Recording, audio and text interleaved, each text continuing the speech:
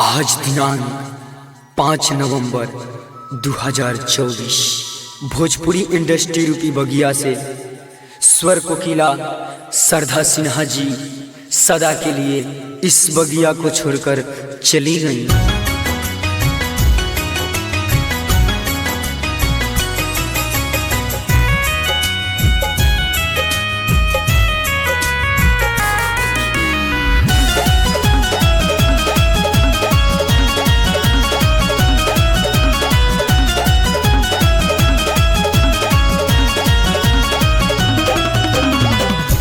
चौके में छुटल परानावा, ओ चौके में छुटल परानावा की सरधा जी सपनावा भइली हो राम। कैसन बावे विधि के विधानावा, कैसन बावे विधि के विधानावा की सरधा जी सपनावा भइली हो राम। ओ चौके में छूटल परानावा की सरधा जी सपनावा भइली हो राम।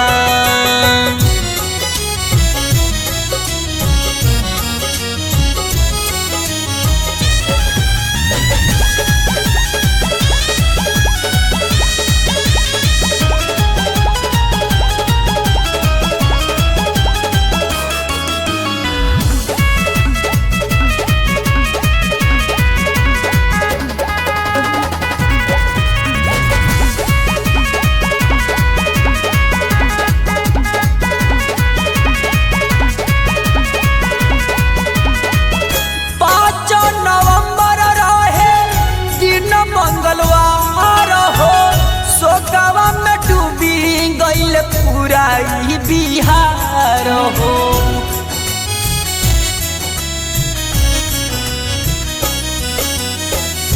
पाँच नवंबर रहे दिन मंगलवार हो। शोकवा में डूबी गईल पूरा बिहार हो। बिलखी बिलखी रोवे मानवा,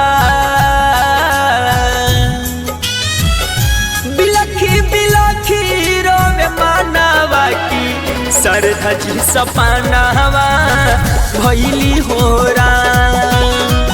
कैसन लिखल विधि के विधानावा, कैसन लिखल विधि के विधानावा की सरधा जी सपनावा भइली हो राम। बिलखी बिलखी रोवे मानवा की सरधा जी सपनावा भइली हो राम।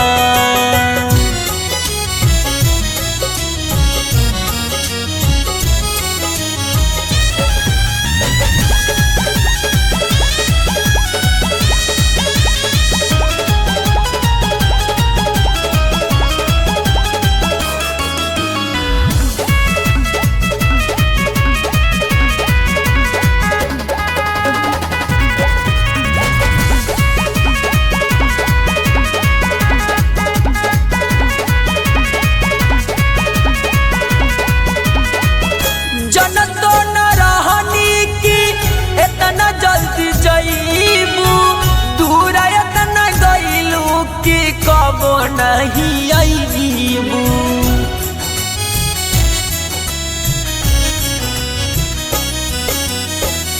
जनतो न रहनी की इतना जल्दी जाईबू।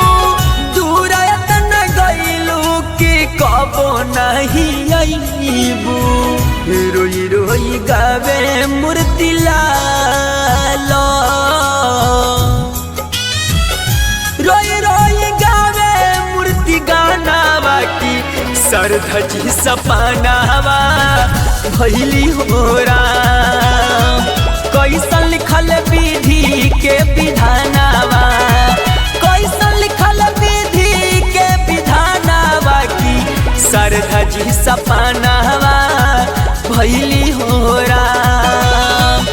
बिलखी बिलखी रोवे मानवा की सरधा जी सपनावा भइली हो